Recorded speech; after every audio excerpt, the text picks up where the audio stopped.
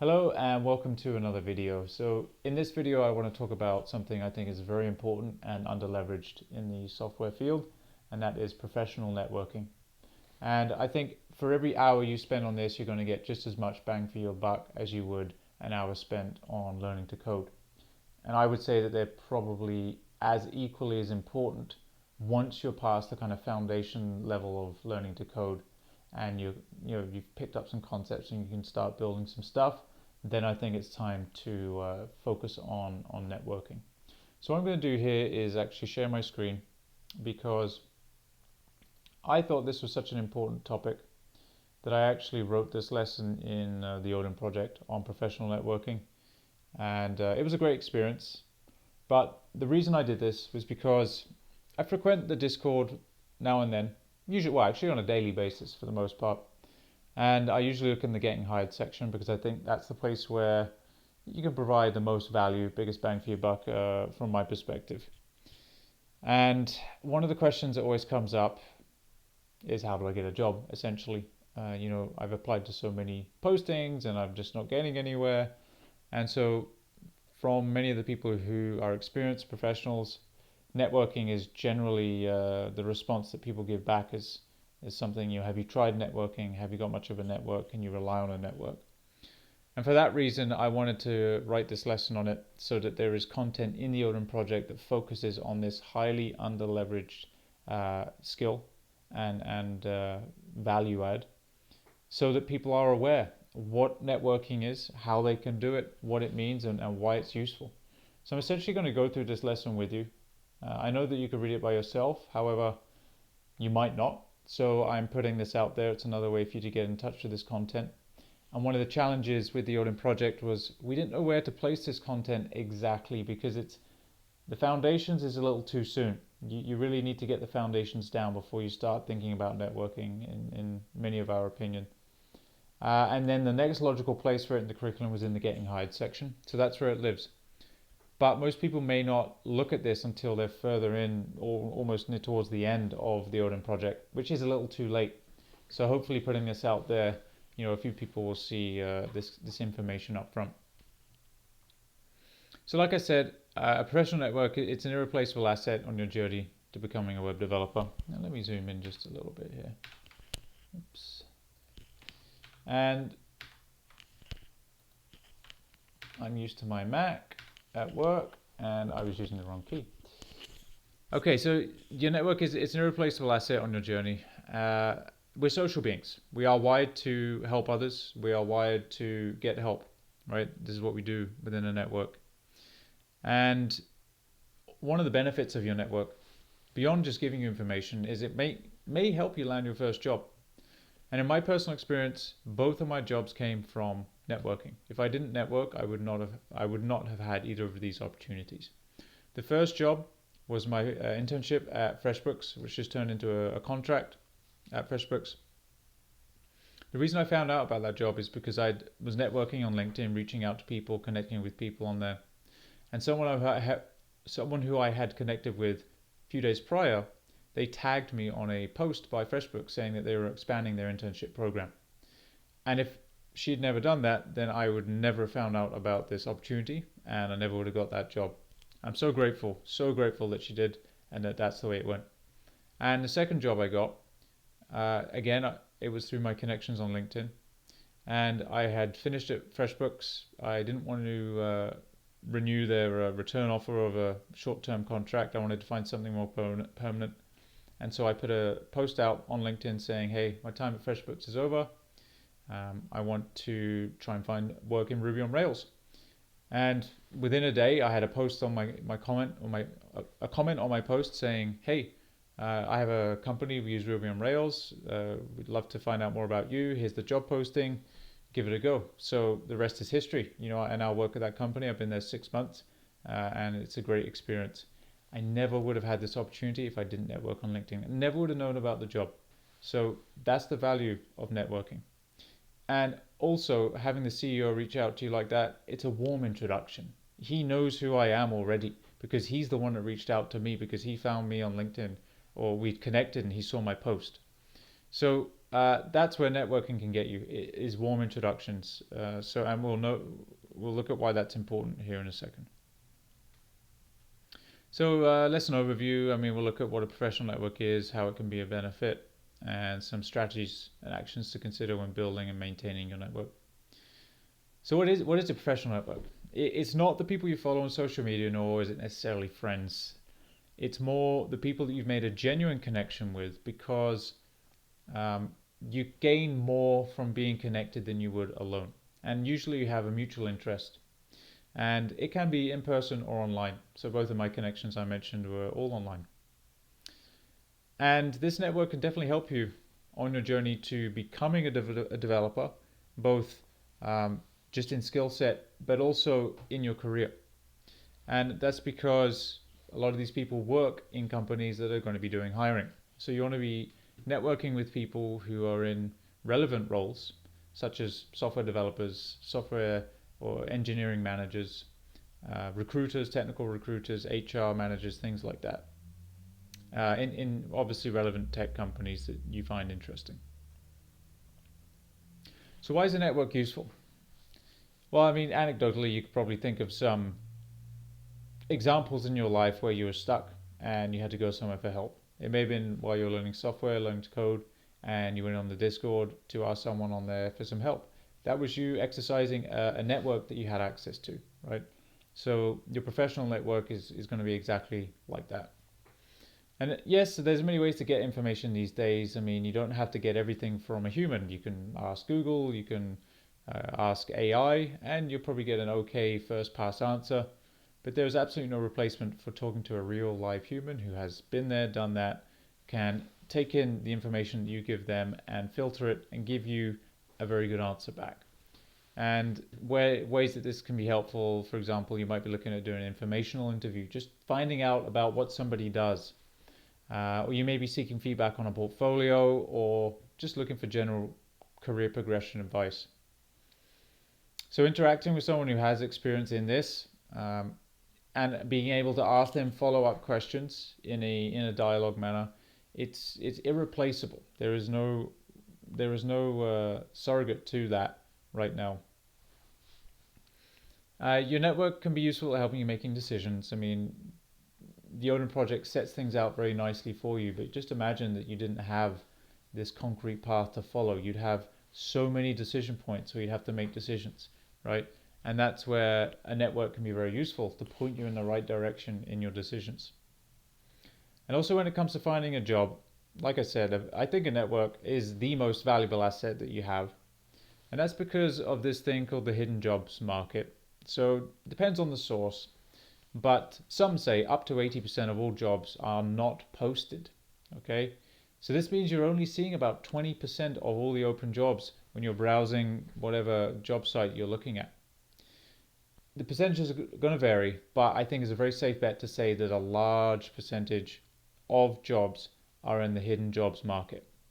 So you've got to tap into that, right? And that's where your network comes in very handy, is tapping into the hidden jobs market, getting access and exposure to those jobs that don't exist in postings. And one of the ways to think about this, why the hidden jobs market is so big, is think of it from the company's perspective. Hiring is an absolute pain in the butt. Now, I've done hiring. It's a lot of energy, a lot of effort. It can be fun, but at the same time, if you don't have to do it, you don't, right? Because it is a pain in the butt. And think of it from a company's perspective. In a perfect world, a really good candidate would just show up on their doorstep as soon as a job opened up. But that's just not how the world works. So instead, they've got to post a job, they have to screen applicants, they have to mark technical assessments, conduct interviews, make final decisions, negotiate with potential hires, etc., etc., etc. This takes a lot of time, a lot of effort, and it's very expensive for a company to do. So it stands to reason that a lot of companies don't bother doing that if they can hire someone who's recommended to them. If they can get a warm introduction where they can forego several of those steps, it's a no-brainer. Saves you time, saves you money. So that's why companies do it. So tapping into this hidden jobs market is done through your network. You know, if you've built connections with people, people will know you for a certain skill set. If you build trusting relationships, people will recommend you, right? And it also goes both ways, because some companies will actually give an incentive to their staff to go and recruit someone else, or refer somebody else to the company, right? So that's, it's kind of give and take within your network as well. I say we could end that saying, don't necessarily refrain from entirely applying on posted jobs. You can do that as part of your strategy, but if that's the only thing you're doing, I think you're really selling yourself short, and your chances of landing a job are going to be much, much lower. So, how to build a professional network? I think, like I've said, just like building your technical skills, networking does require a lot of attention and a strategy. So, you could build a local network with people physically around you, or you can build one online with people all around the world, and both have their pros and cons. And I think a strategy that uses a bit of both is probably going to be your best bet. Most important thing is start as early as you can, as early as makes sense. Like I said, after foundations course in the Odin project is probably a great time to start. But the sooner you start making those connections, the better, because your network is going to grow. It's going to get bigger, and you're going to have more time to build those relationships. It's also a pretty handy breather as well. When I was doing the Odin project, every hour counted for me, and I was spending at least 4 or 5 hours solid every day coding. But sometimes there are other hours where you can only spend so much time doing something, but you still want to be productive. So you could do your 4 or 5 hours of coding a day, but then spend an hour or two as well networking, and that's it's a different area of the brain, it's a different activity, so it's not as taxing as coding. It's maybe taxing a different way, but it's not going to burn you out as quickly, and you're still being productive. So it's a great way to get into networking is first figure out what your options are, and it depends on how you want to approach whether you're doing in person or online. But if you're going in person, there's some really good ways to connect with people. If you're in a bigger town, you're probably going to have more opportunities than you would if you're in a smaller town. But check Meetup. Meetup's a great place to figure out what's going on. Go in there and type in your favorite language, or framework or whatever, and there's probably going to be a meetup in your area if it's a city. Go on LinkedIn and see if there's any local community stuff posted on there. Look at local business publications. So where I live, down in Victoria, BC, there's a couple of publications that talk about tech a lot, and they post their events. Talk to family and friends. Someone within the extended network that you already have is possibly a developer, someone that you can connect with. Look for newsletters, or even start your own group as well. There's people from the Odin project who have done that with success. So if you're going to do virtual networking as well, your options are much, much broader. There's tons of platforms. I mean, the Odin community, the Discord server, is a great place to start. LinkedIn, like I said, that's where I got both of my jobs. I would recommend, if you're going to go on LinkedIn, to spend some time optimizing your profile. Make sure you have a picture. Make sure that you have relevant content in your header image. That's a prime real estate to tell potential recruiters who you are. So create a header with a little bit of text in there about who you are. Watch some YouTube videos on how to leverage your LinkedIn profile. And then in terms of engaging with people, start engaging with people's content, ask questions and comments, maybe send them a message with a well thought out question, check out their profile, learn a bit about them, and ask people questions and connect that way. I don't recommend just sending, blanket cold connection requests, because they mean nothing and you're not building any rapport that way. Put a little bit of effort in, form some dialogue. That's how I got my first referral to a job. Being tagged on that post was because I made dialogue with this individual when I connected with them. And so we got chatting back and forth. We sent maybe 20 messages over a couple of days, and then they posted me, right? Never would have got that if I didn't put the time and the effort in. X or Twitter, whatever you want to call it, it's a good platform to keep a finger on the pulse and see what's going on. But you can engage with people on there as well, and connect with people. I've never used it for that reason, but I think it is, from what I've heard on podcasts, it is a place that people go to network and build their developer community. Discord, tons of channels on Discord that you can join, or I guess servers is what they call on Discord. And open source projects, man, these are an amazing place. Once you have some skills under you and you're more comfortable contributing to an actual real live project, highly recommend if you've got the time to do some open source, because you get to work with people just like you would in a professional setting. I mean, you're basically doing the same stuff. Whoa. Whew. Someone outside the door made me jump. I don't know if I can cut that bit. Made me jump. I think it was my wife coming to see where I'm at.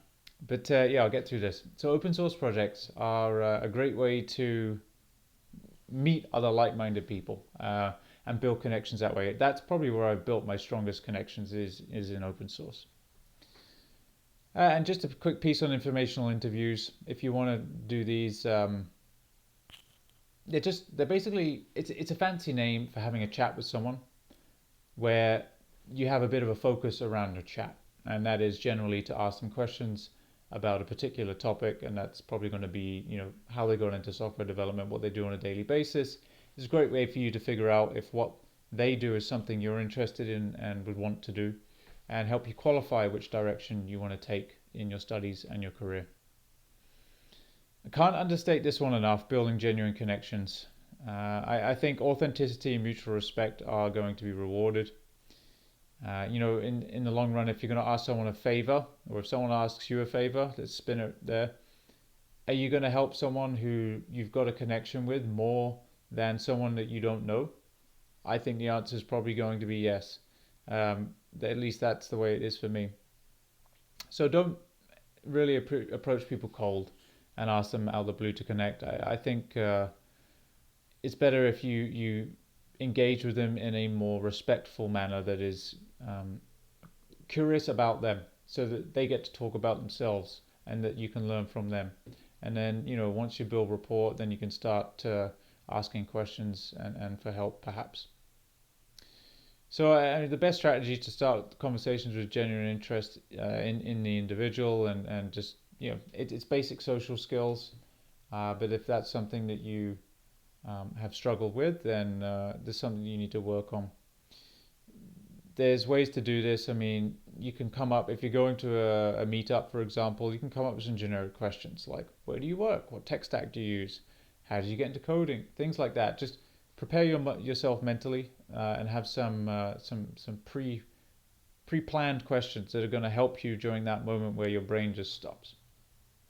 And if you're still not sure how to get started, especially virtually, find a couple of people who are doing a really good job. There's tons of people on LinkedIn, YouTube who do a really good job at engaging and connecting with others. So just look at how they talk to people and see what they do, and then maybe adopt some of that behavior for your own until you become comfortable. And then, like anything, you got to maintain your network.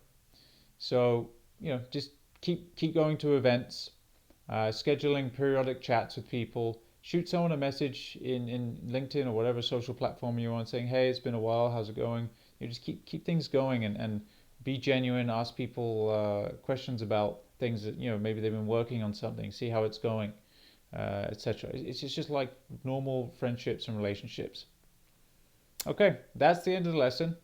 I'm very curious to hear what people think about about networking. Do you do it? Do you think it's valuable? Has it helped you, for example, in the same way that it's helped me? I certainly think that it's a skill and a pastime to invest in and invest in early. That's it from me. Have a good night, and I think it's time for me to go and have dinner, so I better run. Thank you. Like, subscribe. YouTube.